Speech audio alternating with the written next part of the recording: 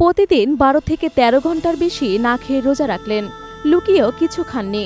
প্রচণ্ড গরমের মধ্যে কষ্ট করেছেন, তবুও রোজা ছাড়েননি।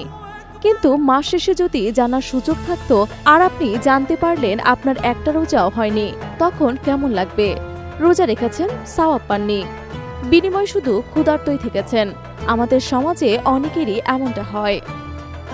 মহান আল্লাহ পবিত্র কুরআনে যেমনটা বলেছেন, তোমাদের উপর রোজা ফরজ করা হয়েছে, যেমন করা হয়েছিল তোমাদের পূর্ববর্তীদের উপর, যাতে তোমরা মুত্তাকি বা আল্লাহ ভীরু হতে পারো।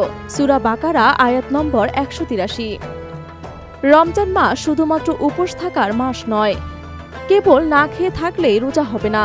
রোজা সওয়াব পেতে হলে আপনাকে অবশ্যই সতর্কতা অবলম্বন করতে হবে, নতুবা সারাদিন কষ্ট করে রোজা রাখলেও রোজা কবুল হবে না।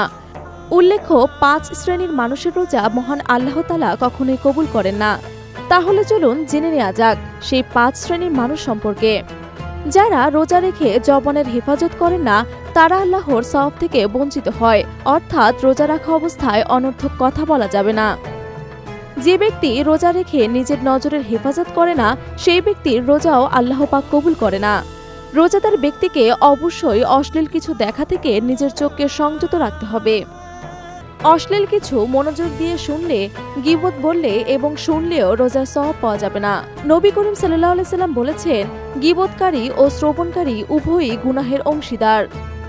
যারা অন্যের হক মেরে খায়, তাদের রোজাও রাব্বুল আলামিন কবুল করে না, কারণ বান্দার হক আল্লাহ কখনোই মাফ করেন না। হারাম টাকা দিয়ে সেহরি অথবা ইফতার করলে রোজা কবুল হবে না। হারাম উপার্জনের অর্থ দিয়ে সেহরি অথবা ইফতার করলে রোজার মাহিমা কলুষিত হয়। তাই প্রত্যেক ঈমানদারের উচিত হালাল উপায়ে উপার্জিত অর্থ দিয়ে সাহারি এবং ইফতার করা, অন্যথায় সে কখনোই রোজার সওয়াব পাবে না।